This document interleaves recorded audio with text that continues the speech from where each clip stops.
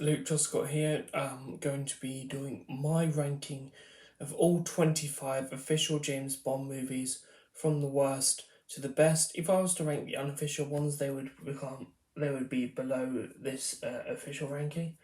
I'm sorry about this. I've only woken up a couple of hours ago, so got some sleepy dust in my eyes. Sorry about this. And yeah, so this is my own personal opinion about all 25 James Bond films. Let me know in the comments section down below how you would rank the 25 Bond films and if your opinions on any of the films have changed over the years. And with that being said, I'm now going to rank the 25 Bond films, in my opinion, from worst to best. In 25th place, we have Quantum of Solace. I used to find this movie okay, but ever since I rewatched it, it is just a mess. The story is all over the place. The villain is so boring. The Bond girl is boring. The set design is so boring as well. Everything about this movie is just boring. Well, it's not a bad movie by any stretch of the imagination. There are a couple of decent action sequences, a couple of suspenseful moments, and I actually felt really sad for Mathis when he died because he was such a good character in the previous film. But that's it. This movie is just riding the coattails of how great Casino Royale was, and this movie does not live up to that expectation. The final fight and confrontation with the bad guys so bad. And this movie is overstuffed with CGI and plot points and characters I just can't really get behind. Phoenix in this movie is just so hard-edged and boring, and he only gets a couple of scenes with Bond. But this movie, it came out a year later and had maybe 10 more or 15 more minutes to flesh out the story and characters and themes of, Bond getting over what happened to Vesper in the last movie, then I could have understood. But no, this movie is just a sugar block of ideas that don't really work together. The overall narrative is just so, why?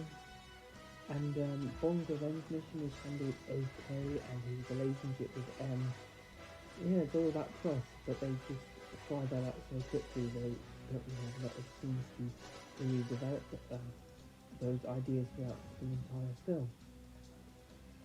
This movie is just really bad. I just can't really get behind it. And yeah, the real reason why it's last is because I just can't seem to like this film, and it's just really bad. I just can't stand it. What a really bad film. Excuse me. Coming in at 24th place, we have Spectre. This movie is also really bad. The overall plot and narrative is just really boring too. The only real reason why I like this movie as opposed to Quantum of Solace is because the characters in this one are fleshed out a lot more, and I really liked the introduction of C. I think he was a really good villain. Obviously, making Christoph Waltz's Blofeld Bond's adopted brother is just so stupid. And also the overall, plot of taking over MI6 with drones in the field is just so stupid. I mean, obviously they're trying to, go with the narrative of what happened in Skyfall when they thought that the Double O program was obsolete, and Bond made that pretty much not possible. But this movie is just really bad. The action is okay, the characters are fine. I like Mr. Hinks as a villain, a henchman, but apart from that, this movie just falls under the weight of trying to create a close-knit continuity with the three previous Bond films. I think that if this movie had come out maybe with Quantum of Solace maybe a year or 2 years later, then we would have gotten a film that I would have thoroughly enjoyed and given them a lot more time to flesh out the characters and make I know maybe Andrew Scott's character revealed as Blofeld and Christoph Waltz's character just being this like, you know, this like over the top henchman who thinks that he's the bad guy. Maybe it could have been this whole like element where trying to mind control people. That would have been really fun. I mean, using mind control to take over the world. That was a really scary idea. It's like almost as bad as artificial intelligence. But I mean, if they'd gone with that idea, then I would have loved this film. But no, this movie was just so bad. I just really can't enjoy it. The only thing that saves this movie from being better than Quantum of Solace is because I like the character arcs and the action in this film. And yeah, that's pretty much it. This movie is just really bad. Also, I just don't like the humour in it at all. What a really bad and boring film.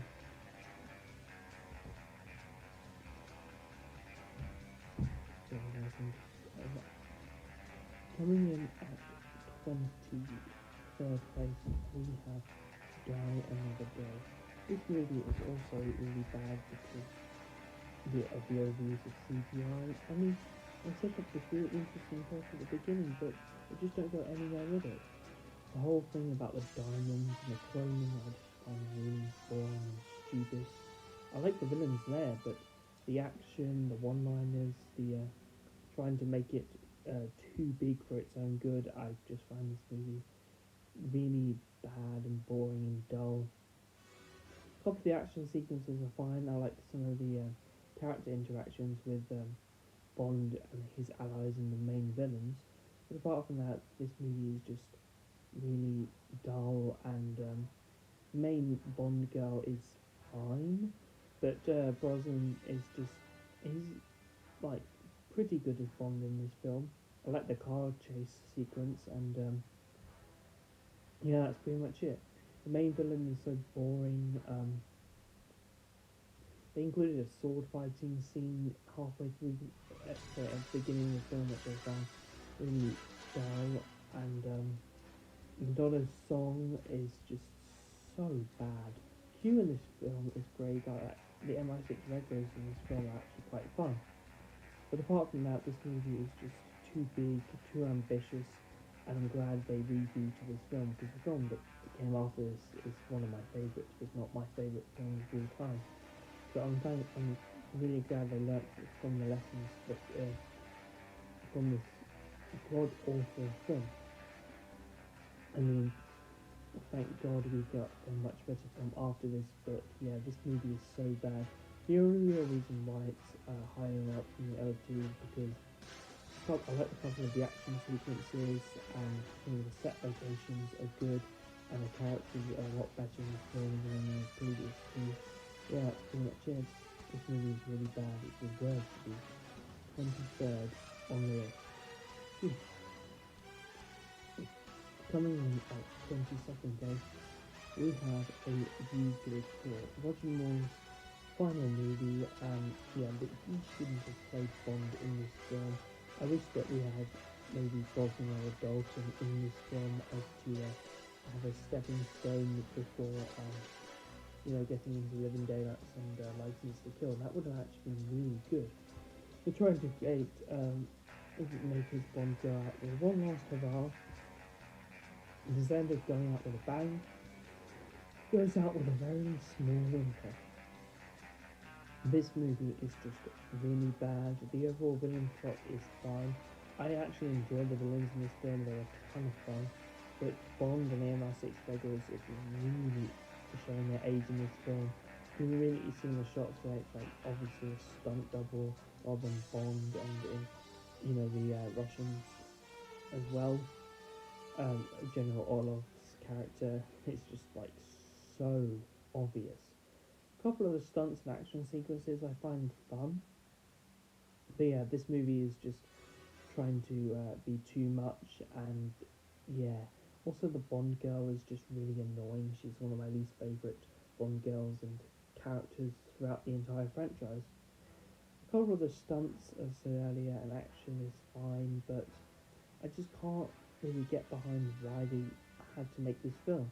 I enjoy Octopussy, so why couldn't they just finished his era with that film and started fresh with a different actor? I mean, Dalton or Brosnan would have shone so much in this film, and with their ages being like their mid 30s, yeah, in their mid to late 30s, would have made this film a lot better. But no, this movie is just so bad, and also Bond being in America once again, I just don't like aspect in this film. I mean, the scenes in Paris are fine, but yeah, this film is just really bad, really boring. The only real reason why it's high up on this list is because the villains are fun, and a couple of the action sequences in the film are good. Yeah, this movie is 22nd on the list because, yeah, because it's just really bad. There's only a couple of things that save this movie, and that's pretty much it. I just can't really get behind why they had to make this film. I would have preferred just in Dalton in this film. Maybe I could have write a script where it was Dalton, but hey, that movie's so bad. Coming in at 21st place, we have Doctor No. I know you might be thinking, why have you got the original so low on your list? This is the quintessential Bond that made the franchise what it is today. I'll say it before and say it again. This is vanilla, in my opinion, and it's one of those films where you try to watch it so many times and you try to like it more and more, but you just can't. That's what my opinion on Doctor No is. The overall plot is okay. I like a couple of the action scenes. Bond's introduction is good. His chemistry with the people around him is good. This movie is solid for what it is, but it's so low on my list it's because I just can't really get behind the villain's plot, and a couple of the scenes are really bad and jarring. The editing obviously is just really dull and boring. Bond's chemistry with the others is great, and Connery is really good as Bond. He's one of my favourites. I think he would be ranked second or third in my all-time ranking, which says something for a lot of people. The villain, played by Joseph Weisman, is one of my favourite villains. I mean, he's not my top 10 by any stretch, but yeah, I just wish that they could have fleshed his character out a lot more and not seen him until the end of the film. Maybe we could have seen him in a extended version of the film if they decide to make this film over 2 hours. But yeah, also Ursula Andrews as Honey Rider is one of my favourite Bond girls of all time. She's really beautiful and stunning and has a lot of passion that ties in with the main villain, and yeah, I can really understand that. Also, the music is good, it's not great. I like the song Underneath the Mango Tree, that's one of my favourite lyrical spoken songs of the Bond franchise that isn't a Bond theme song. Excuse me. But yeah, no, this movie is fine. I enjoy it for what it is, and I think that they improve on the franchise a lot more with later films. And the way that they dispatch of Bond is just so weird. The villain's final death is fine, and the explosions and action sequences are decent. Villains there I find fine. I mean, they improve a lot more on the villains there for later films. But yeah, his whole fish tank thing is just so small. Like, dude, like, look at Songbird one compared to yours. Like, what? I know that came out in 1977, but down the budget, it must have gone way up. Just a much bigger fish tank in that film than in this one. And also, I love to see how he died in the original book. There's a something there that's kind of it's so funny. But anyway, yeah, this movie is 21st on my list, and I'm not changing my opinion on it whatsoever. Coming in at 20th place, we have Thunderball. Yes, my opinions on this film have changed a lot. Before the release of Quantum of Solace and Spectre, this movie would have been in at least my bottom five, but it's now it's now upper it. So yeah, 20th on my list, so The Age of Progress. I actually enjoy this film for what it is. I don't mind the underwater sequences because sometimes I don't mind slow burners when it comes to the action, in my opinion. Fiona Volpe is one of my favourite villain henchmen of all time. The bad guy in this film is okay. I wish that we'd gotten a lot more time to flesh out his character. Domino is one of my favourite Bond girls of all time. You can really understand where she's coming from. Phoenix Lights in this film is fine. But the one section of this film that really holds this movie back for me is in the scenes in the spa and when they go and get the missiles. Those scenes, if they were done just a bit better and had a lot more suspense and action, then I would have enjoyed this movie a lot more. And yeah, no, those just really bump it down for me. Also, the editing is bad, and sometimes the story does drag on a little bit. But I do enjoy the set design and some of the characters. And Connery in this film as Bond is probably the best version of Bond he's ever been. I mean, he understands the character at the moment, and yeah, also the pre-title sequence is fun. I enjoy the jetpack scene because I've never seen something like that in a film like this before. Yeah, especially for the mid 1960s, that is a really great feat to pull off. Also, one of the things that holds this movie back for me is because Bond has so many allies in this film. I just wish it was Bond, Felix, and Q on this mission, and Domino obviously is the main Bond goal. If it was just those four, then I would have enjoyed this a lot more. But yeah, no, that's one of the reasons why this movie drags down a bit for me. To be my top in the 20th place for me is fine. But yeah, no. Also, the final bit when Largo gets killed and really choppy editing in that scene is so bad. Yeah, if they had re-edited this film for nowadays, I think this movie would have been better. Also, it is one of the longer Bond films of all time, which does say something because a lot of the scenes do drag. But yeah, no, this film is better than I thought it would be, and it's definitely grown on me. So it's now 20th place on my list.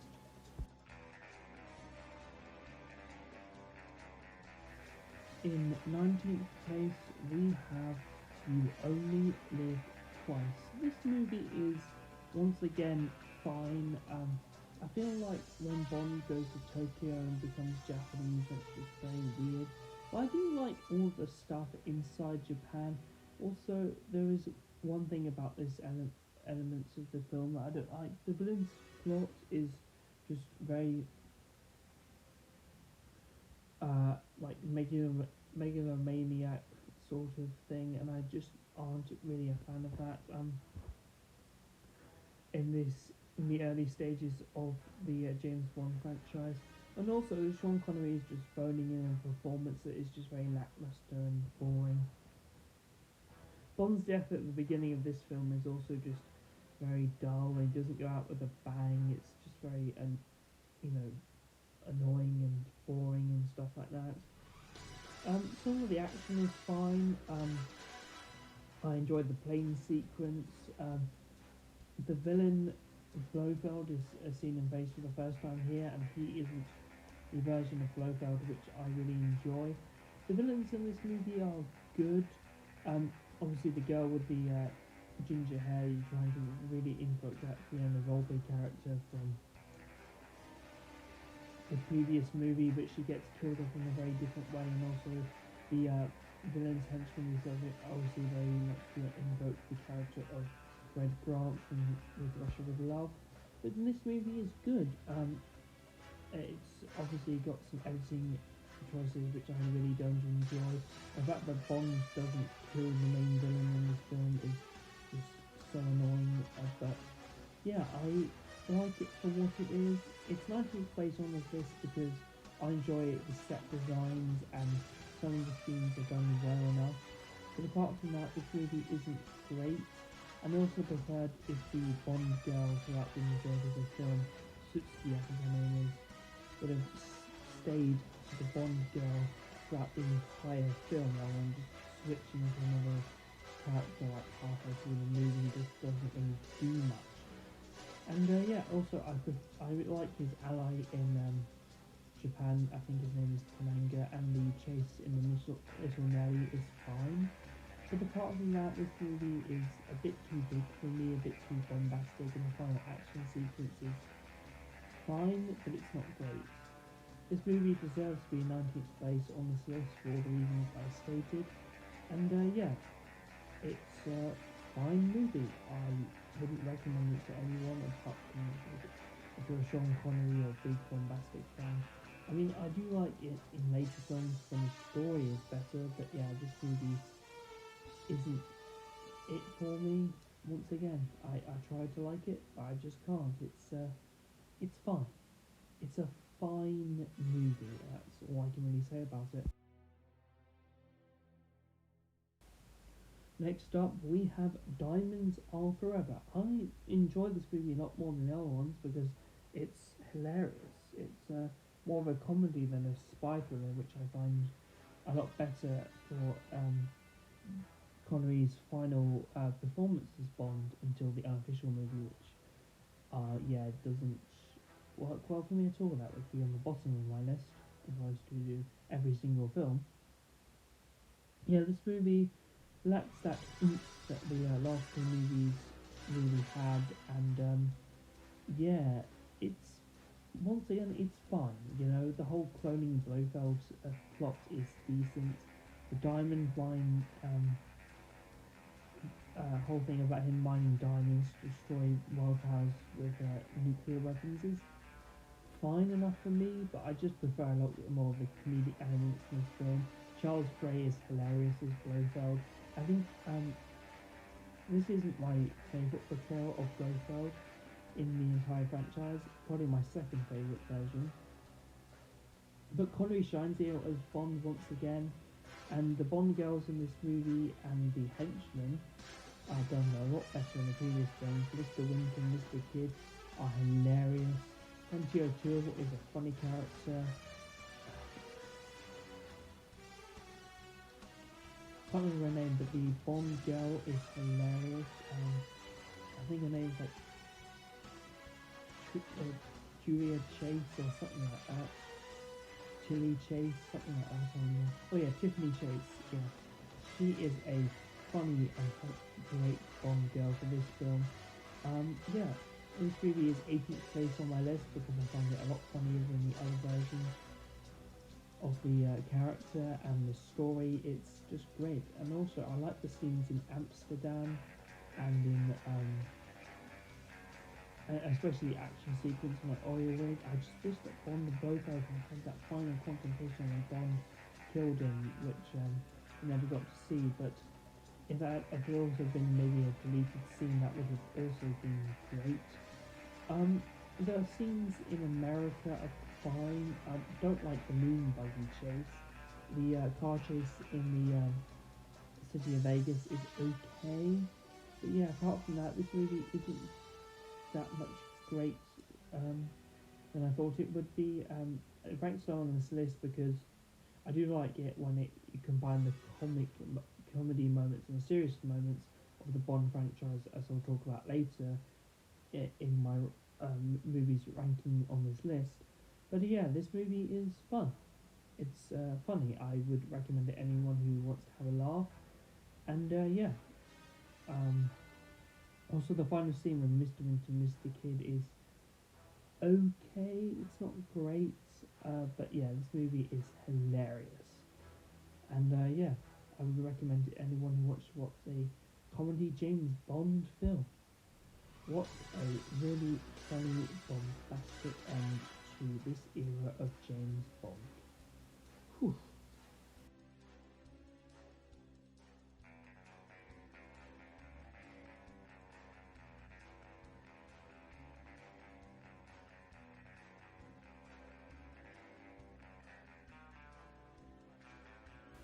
In 17th place, we have From Russia with Love. This movie is a much better sequel and much better movie, in my opinion, than any of the other Connery movies apart from another one I'll talk on this list.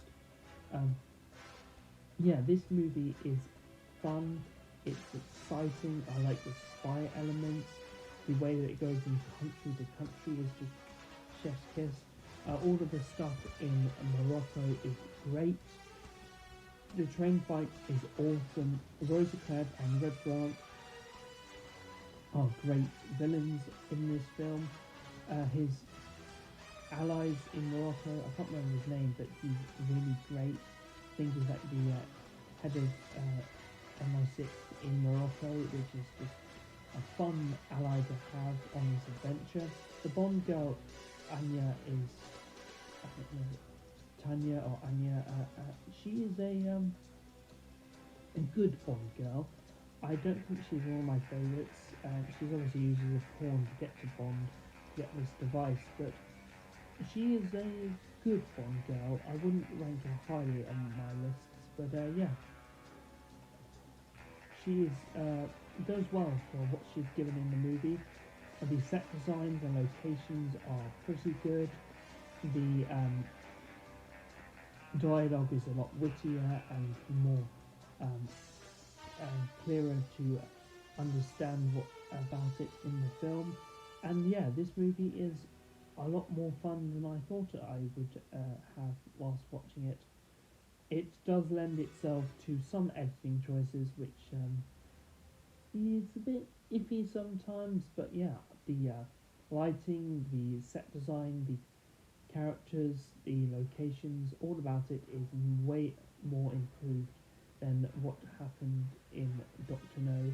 And obviously they do improve on it in later films, but I think that this is a staple of Bond cinema at its somewhat best. These scenes with the uh,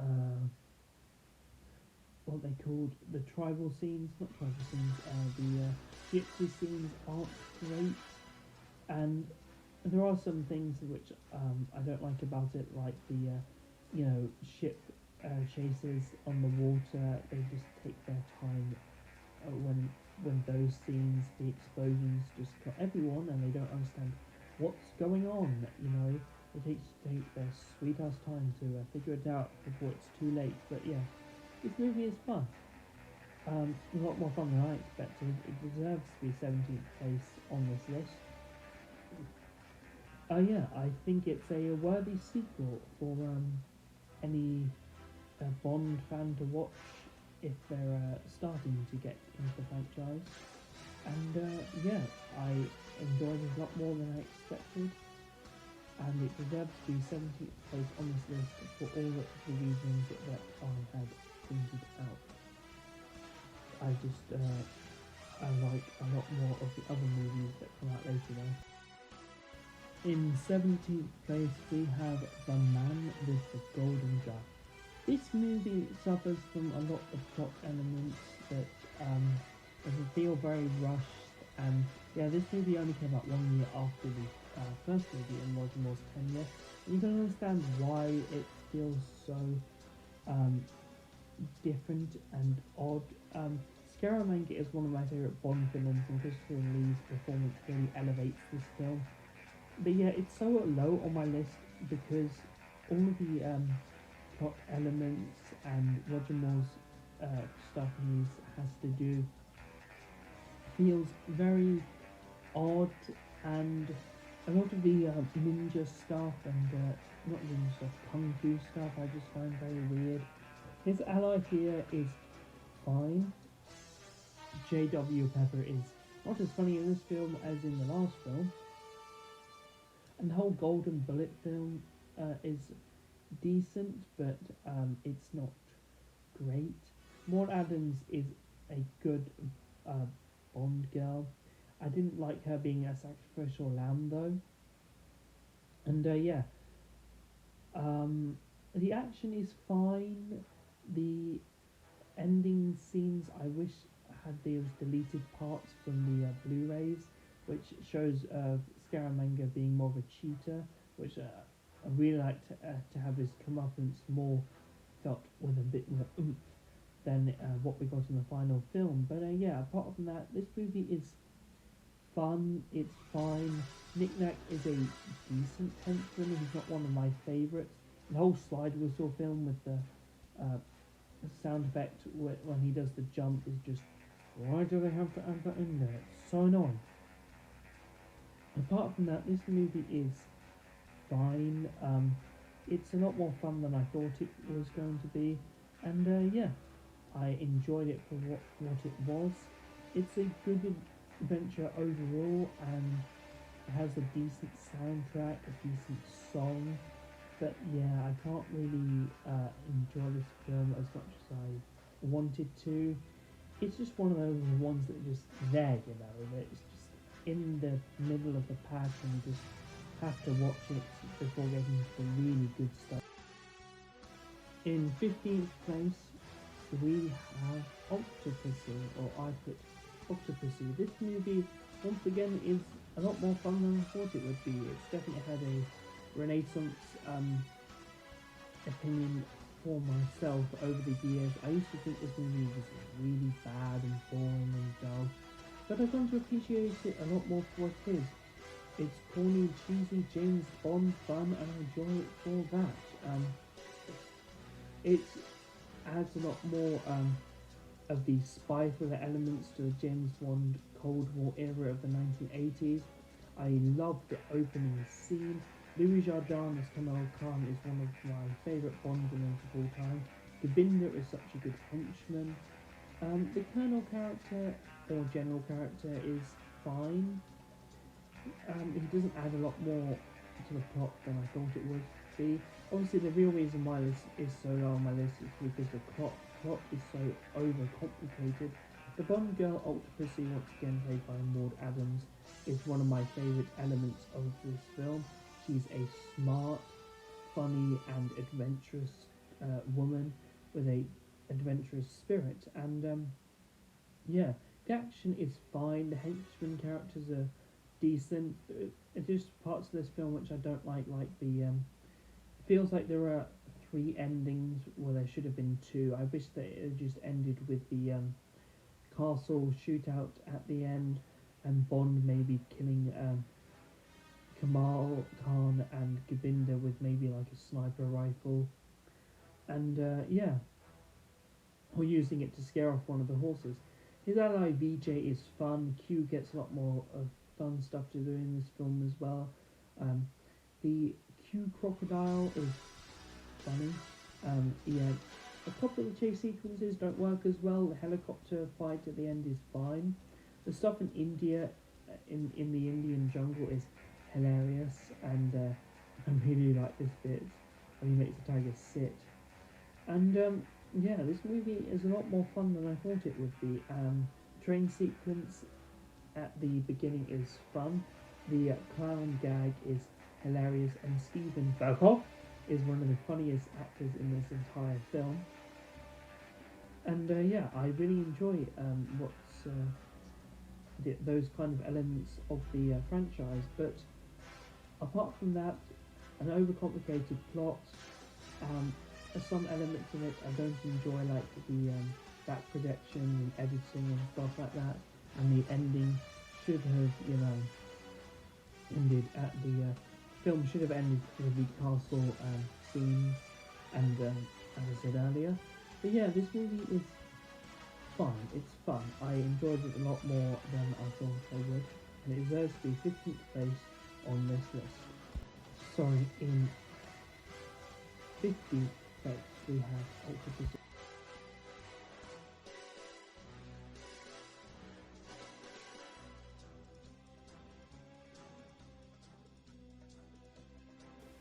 In 14th place we have The Living Daylights. This movie is a lot more fun than I thought it would be. Bond is a lot better in this film. Dalton brings a lot more of a youthful retelling of the character, as previously we had A View to a Kill. His Bond is a lot better than I thought it would be, although he doesn't portray the comedic elements is better than his predecessor, because there's a lot more of a serious version of the character, as we'll see in his later film. The action is good, the villain's overall plot is complicated once again. I don't like the stuff in Afghanistan.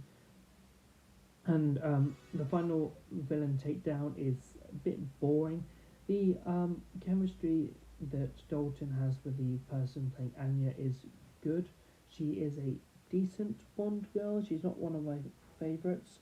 But yeah, a couple of the action sequences are good. The final act is fine. The music is good. The Bond song at the beginning, the theme song, is decent. I love how he dispatches the henchman. That was a great moment. The opening sequence is awesome, and yeah, this movie deserves to be 14th place on this list.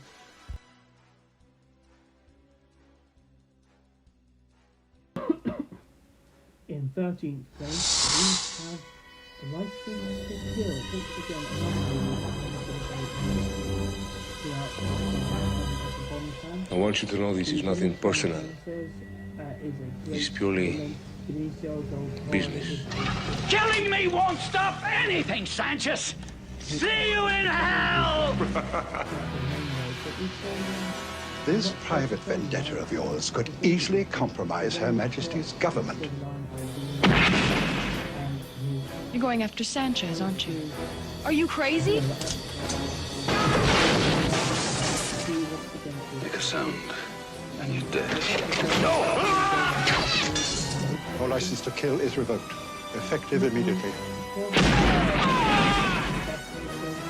In my business, you prepare for the unexpected. Problem solved.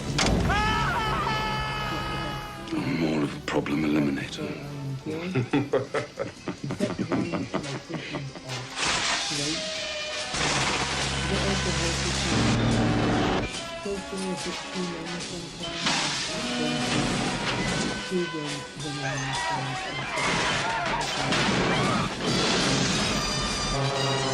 This is where it ends, Commander. It's got to be stopped.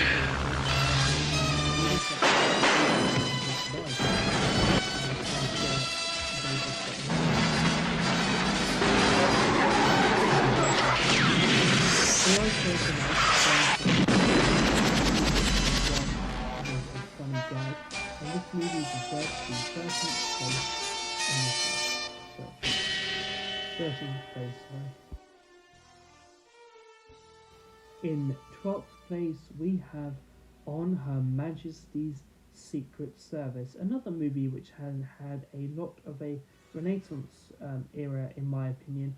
I used to dislike this movie a lot, but now I've come to thoroughly enjoy it for what it is.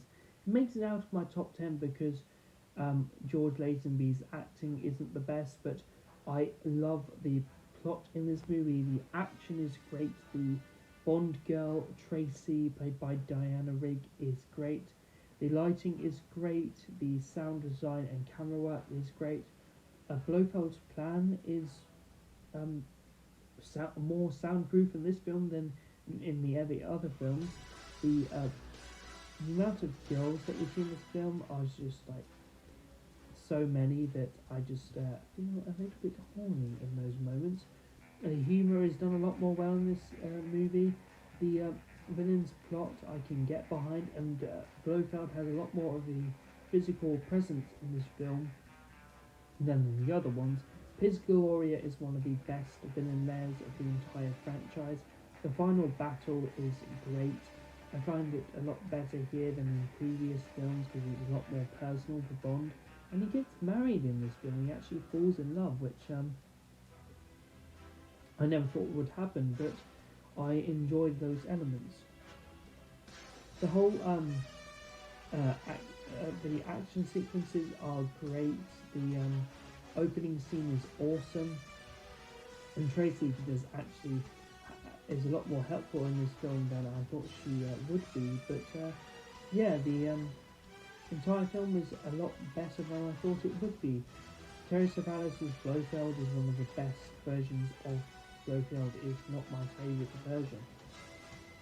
He's a much better present, in my opinion, than I thought it would be, and Bond's allies in this film feel like genuine allies, and Drake and Tracy relationship and dynamic in this film is so poetic, and I feel really bad for her. And Bond's relationship with her is a much lot more fleshed out than I thought it would be. But yeah, and the final chase to get Blofeld is great. I really enjoy this film for what it is. It deserves to be 12th place on this list for its style, direction, the characters, the action, and many more stuff. The only real reason why it doesn't make it into the top 10 is because George Lazenby's acting is so wooden. Feels like you could replace it with a tree, and yeah, we just get a lot more of wood action in other scenes, if you know what I mean. Sorry for that really weird joke. I should really branch them out, shouldn't I? I mean, I never really came from a rooted background, now did I? But this movie is a ton of fun. Sorry for those tree puns, couldn't help it. But yeah, this movie is a lot more fun than I thought it would be. And the music is great. The music is awesome. The sound design also is great. This movie is a lot of fun, and I would love to see it more.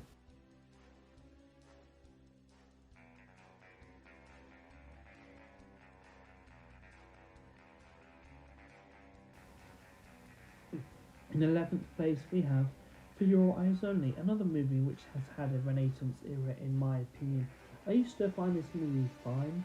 The only real reason why it's not in my top 10 is because the villains and the plot, once again, I just can't get behind. But the action is fun, the Bond girl is a lot better, she has a lot more personal stakes in this film.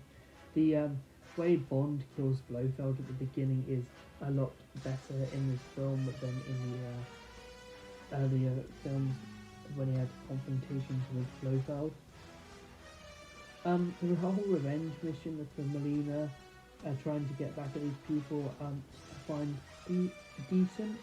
But the fact that Bond doesn't allow her to kill the man who killed her parents is just why, or ordered the hit on her parents.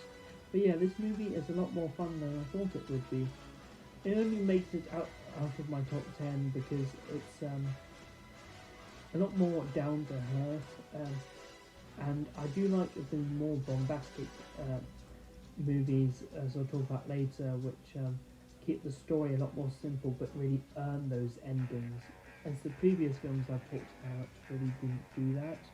But yeah, this movie is a lot of fun. I enjoyed it. The actors, the locations, the set design, the characters, and every single part of this film, I enjoyed it a lot more than I thought I would. And yeah, it's a lot more. It's not as formulaic as I thought it would be, and I like it for that. This movie is one that I would definitely go back to if I wanted to, have fun in those elements of the Bond franchise. Excuse me. But there are just some moments of the film which I don't enjoy.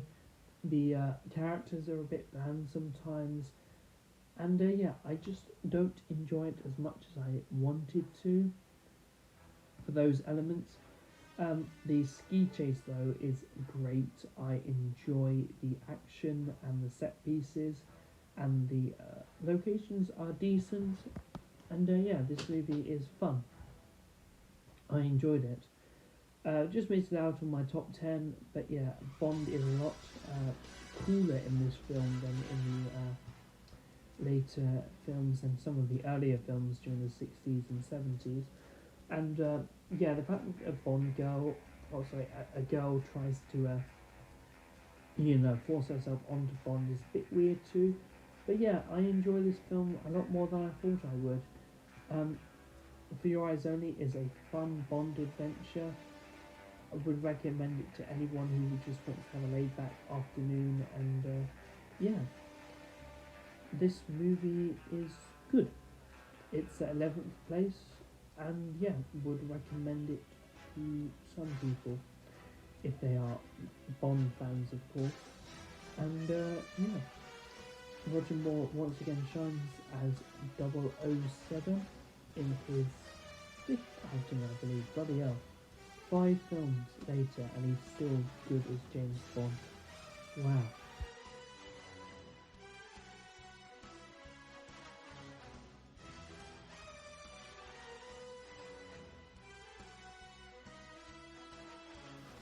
In 10th place is The World Is Not Enough. This movie has also had a bit of a renaissance for me.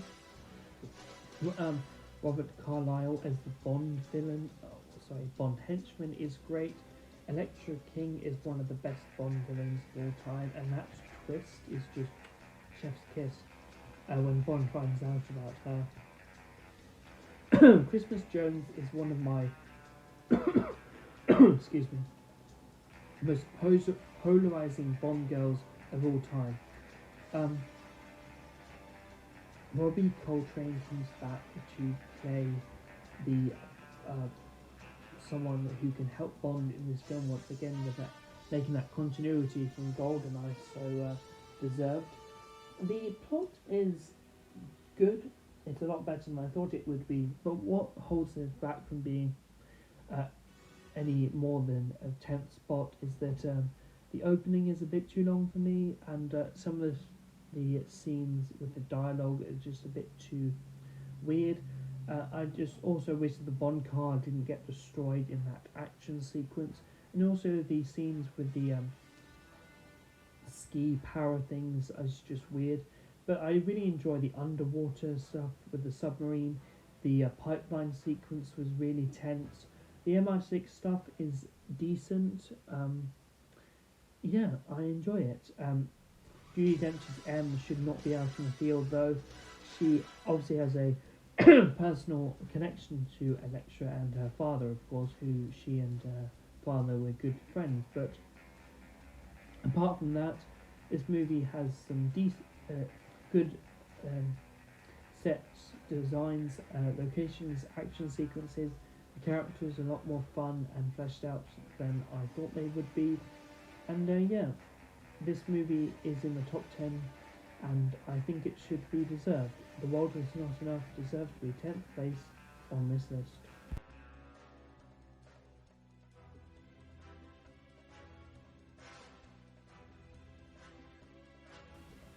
At number 9, we have Tomorrow Never Dies. Also, sorry for the cough, I've just been feeling a bit down today, but yeah, I've got some news for you guys. Tomorrow Never Dies is a fun, funny action-adventure movie, which I enjoy a lot more than I thought I would. Pierce Brosnan once again shines as 007 in this film. The plot is simple to follow.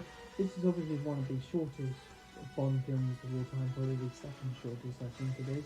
Less than 2 hours. Obviously there were some problems with the filmmaking going into production, but yeah, I enjoy the villain. The Bond girl, Wei Lin, played by Michelle Yeoh as a Bond counterpart, I find a lot better in this film than in other films like that. Paris Carver is a decent character. The villain and villain henchman I find great and hilarious. Jack Quaid once again returning to help Bond with that continuity from the Brosnan era once again I find really good. The MI6 regulars in this movie I think work a lot better in this film.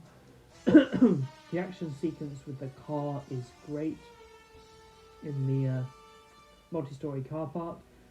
Desmond Llewellyn once again shines as Q. The opening sequence is good. The action is a lot better than I thought it would be.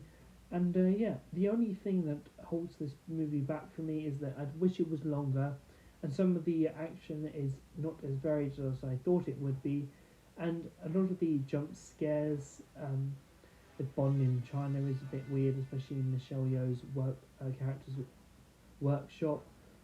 The main henchman is good, and but the way the villain is dispatched of isn't the best in my opinion.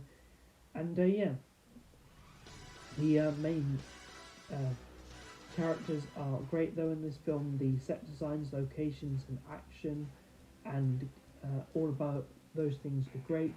This movie deserves to be ninth place on this list. Those are just things that hold it back for me, and yeah.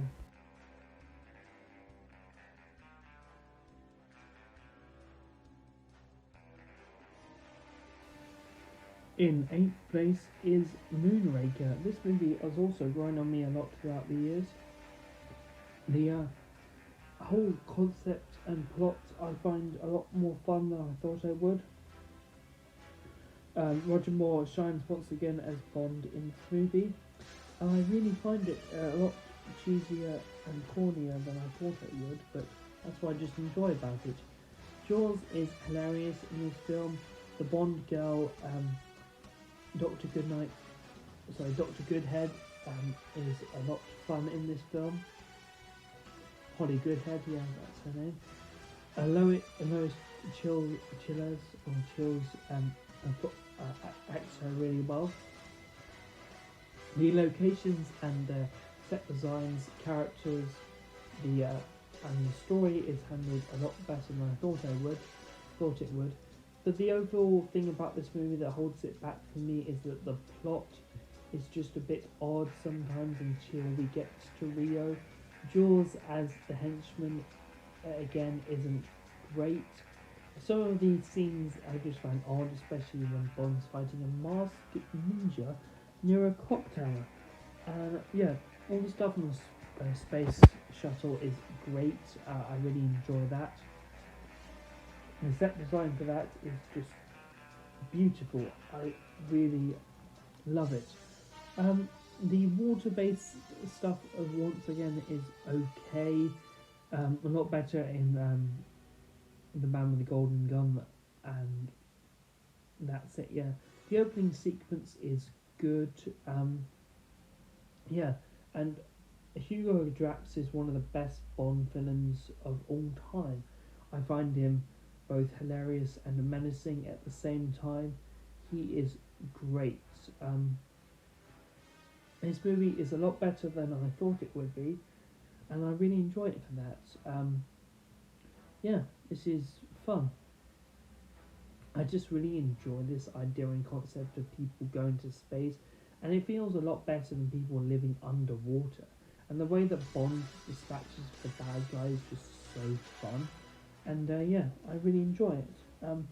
There is a sacrificial lamb scene halfway through the movie which I didn't quite like. The dogs, rip her to shreds, which is just really awful. But when Bond kills the guy in the tree with that accidental one shot is just hilariously great and awesome. I really enjoy that. And yeah, this movie is a lot better than I thought it would be, and yeah, I find it a lot more fun than I thought I would, and it deserves to be 8th place on this list. There's just a few nitpicks and things I don't like about it that keep it from being higher up on this list.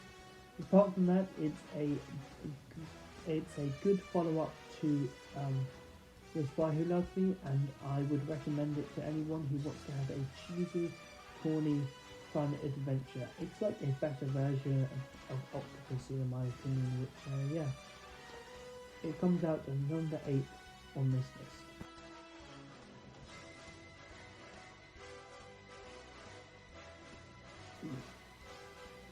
And number 7 is Live and Let Die. Roger Moore's first outing as James Bond is a lot better than I thought it would be. The only thing I don't like about this film is that sometimes it does drag on a little bit, and some of the scenes I just don't find as great. Bond's introduction in this film is weird though at the beginning, but his introduction to the Bond girl and the main villains I find great. Kananga and Teehee and the other allies, and his allies throughout the film I find great. And yeah, the entire plot is simple and effective, and I enjoy it for that.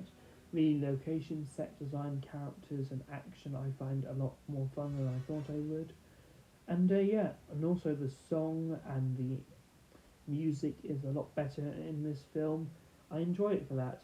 The only thing that also bumps it down for me is that Bond isn't in the opening title sequence, and we see him after that. His introduction isn't great. But Jane's seen more as the Bond girl in this film is a lot more fun than I thought she would be. And she plays Solitaire really well.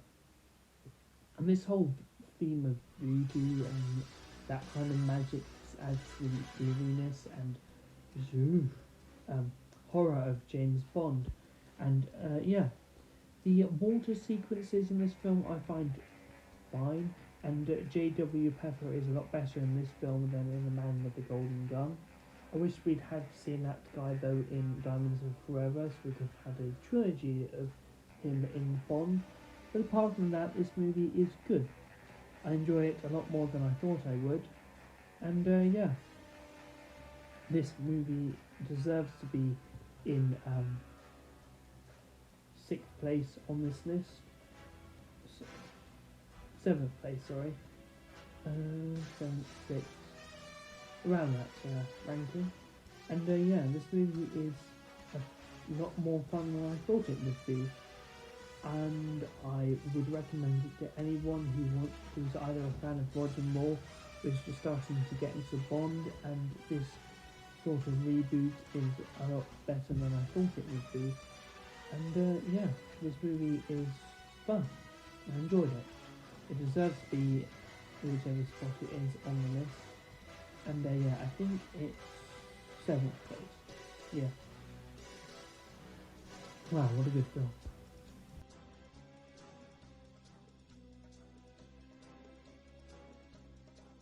Coming in at 6th place is The Spy Who Loved Me. This movie is a ton of fun.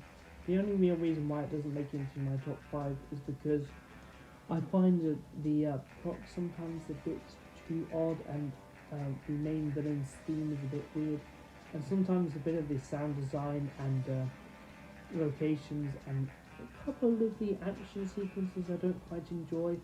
But the theme song and the music, for the most part, I find enjoyable.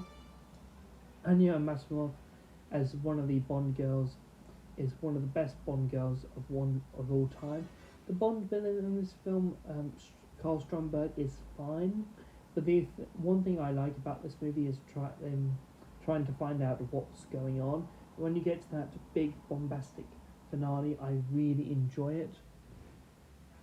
The opening sequence is good, and when Bond went off that cliff with the parachute, I found that great. The scene with the Lotus Esprit is awesome. Hugh in this film is good, and I think that Bond and M have a bit more of a better relationship in this film than in earlier films, and especially in later films in the installment. There's also a character in this film which is also played by Robert Brown, who I think upgraded to head of MI6 after Bella Lee tragically passed away, so they needed a new guy to play M in the later films. Jaws is a much better present in this film than in Moonraker. My favourite scenes throughout the entire film though are set in Egypt and in Cairo, and Bond does kill his enemies in very cruel ways, which I find a lot better in this film than the earlier films. Also, the tension and conflict between Bond and his allies and enemies I find a lot better in this film. The only things that hold it back for me, as I said earlier, and sometimes the ending does drag on a little bit and you don't focus much on Bond as you do the sailors that have been captured. But yeah, no, this film is a lot better. Obviously the villain's motivation in this film is a bit different to that of the book. I wish they could have just, gone and said, oh yeah, I just want the world to get destroyed, as he says in the book. Also the way that Bond dispatches of the main villain, I just really don't enjoy. And this movie is fun. It's a lot more fun than I thought it would be. It would have probably been 10th place on the list earlier in the ranking if I'd done it like a few years ago. But yeah, no, this movie has definitely grown on me. and it deserves to be 6th place on this list. What a really good movie. Oof.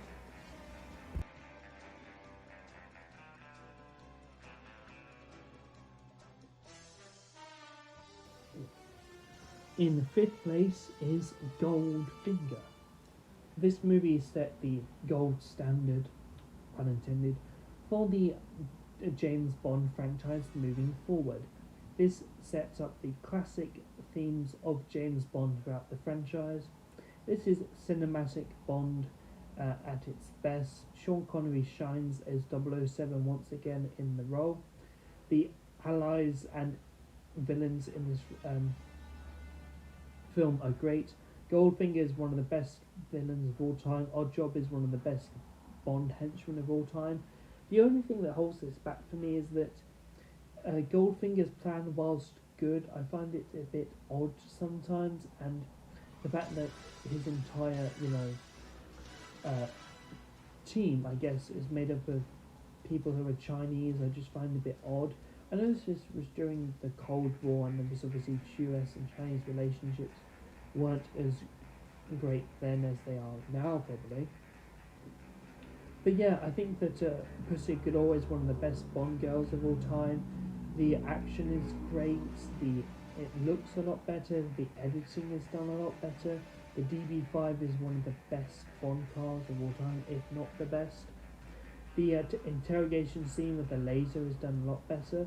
Sometimes the music is a bit odd, and I like the golf course scene when it's adding a lot of suspense and tension to the overall plot and narrative, and how they're using that to set on what will happen later. The investor scenes I don't find much as good as I wanted to. The model Fort Knox scene in particular I find okay. But yeah, no, Connery shines as Bond in this film once again. The action is great. The characters are a lot better than I thought they would be. The final fight on the plane is decent, but I love the fight with Oddjob. That is pure cinema. The way that he dispatches of him using his hat is great. I really enjoy this film. It definitely deserves to be in my top 5. It's just places lower on this list just because of some nitpicks that I have. Apart from that, this is a great Bond film, and it set the standard for what a Bond movie should be in the future. And yeah, for this to come out in 1964, I mean, high praise for the people that made this film and were a part of it. And yeah, it deserved to be 5th place on this list. What a great film. Goldfinger, what you stand out like a piece of gold. Another pun intended too. And I don't even care.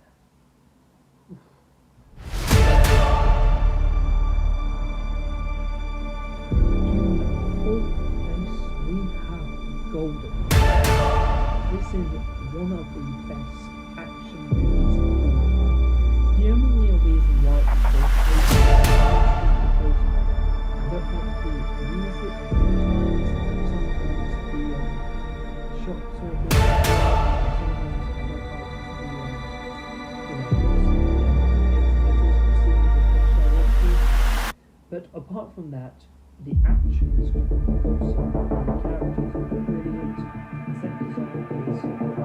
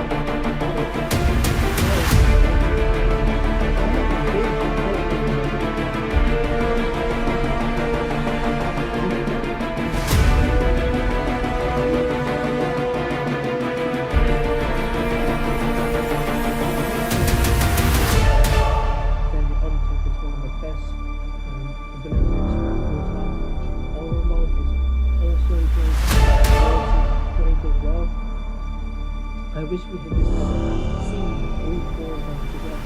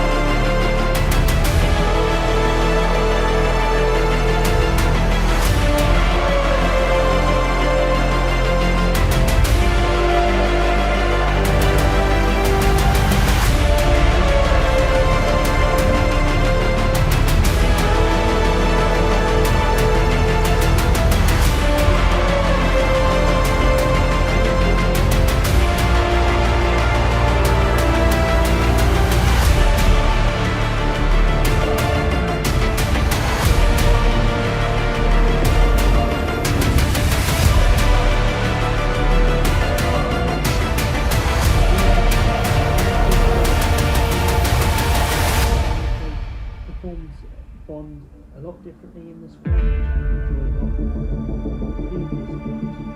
The unofficial regulars are great in this film. I liked Naomi as well too. She has a lot more fight and tension and has an atmospheric effect in the beginning of the film, but then lightens up to Bond's character later on after she finds out that Bond has a daughter. The character journey and character arcs in this film I find end perfectly, and I was actually genuinely sad when Bond died. The relationship with him and Madeline I find a lot better in this film than they did in Spectre, which was an hour and a half, roughly an hour and a half. So yeah, how they did in this film was a lot better. Safin is one of the underrated Bond films of all time. I know his plot seems a bit weird. I mean, I wish they'd done it a bit better, which is why this movie is not in the top 2. But yeah, apart from that, the action is great, the locations are awesome, the set design is amazing, the characters are cool, calm and collected when they need to be, and the music is just fantastic. I really enjoyed it. Also the costumes are a lot better in this film than in earlier installments of the Daniel Craig era, and Alan de Armas was just one of the best aspects of the entire franchise. The entire sequence in Cuba was amazing. I wish that this movie had done some things a little bit differently, but apart from that, No Time to Die deserves to be third place on this list. What a great film. In second place is Skyfall. When I saw this movie in cinemas with my dad, it blew my mind. Everything about this film is amazing. The thematic elements, the story and the characters, the locations, the set design, the villain, I really understood his motivations as well. All of the performances are top tier. I really enjoyed how this just did Bond so differently. I haven't seen this version of the character probably since maybe License to Kill or The World Is Not Enough. And I really enjoyed this take on the character. Everything about this film is awesome. Now, the real reason why it's second place on my list is because I really enjoy origin stories, and I know this is technically an origin story where Bond comes back, but this isn't a proper origin story. This movie just makes everything about Bond work. This is what the type of Bond that I've wanted to see for years. Quantum of Solace was so disappointing that when I saw this film, I was just like awe-inspired by how they did the character and everything about the franchise so differently. And for the 50th anniversary, that worked really well. Everything about this film worked so well. It was so disappointing that when Spectre came out, it kind of ruined this viewing experience for me. But Skyfall just holds its head above all of the others, apart from one, obviously. But this movie deserves to be in the top two, in my opinion. Daniel Craig's era has always been very polarizing for everyone, but the fact that he has been in 3 films that I've enjoyed all throughout his 15 years of being Bond. Just thank you for everything you've done for this franchise, Daniel Craig. This movie is awesome, and yeah, I just think this is one of the best movies of all time, in my opinion, and it deserves to be second place on this list. What a great film. And as you guessed it, coming in at first place is Casino Royale. This is Bond Begins. This movie set the stage of what Bond should be and would be in most elements of the Daniel Craig era of James Bond. I enjoy how this sets up his character throughout the entirety of his tenure as Bond. The story is simple yet effective. The main villain feels like an actual human being rather than a megalomaniac trying to destroy the world with lasers and whatnot. The Bond girl, Vesper Lynd, played excellently by Eva Green, is my favourite Bond girl of all time. Everything about this film just works, not only on a story level, but on a thematic level as well. I really enjoy every element of this film. It deserves to be up there in high praise with all of the best action films of all time. It even, trumps some superhero movies as well, and that's saying something too. This movie deserves to be there in the Hall of Fame with some of the best movies of all time, in my opinion. I adore this movie, and it's such a tragic love story as well. The chemistry that Bond has with Vesper just reminds me a lot of his chemistry with Tracy and Majesties, but it's done so much better in this film, and yeah. Also, the music is awesome. Everything about this movie works for me. I have no nitpicks to say about this film. The action is just incredible. Everything about this film works. The villain is understandable. You get where he's coming from. This obviously sets up the themes of every single thing that we will see in the Daniel Craig era up until No Time to Die, where Bond actually visits Vesper's grave. But yeah, this movie is just awesome and awe-inspiring, and it works so well for me. This movie is great. So yeah, that's my ranking of all of the James Bond films.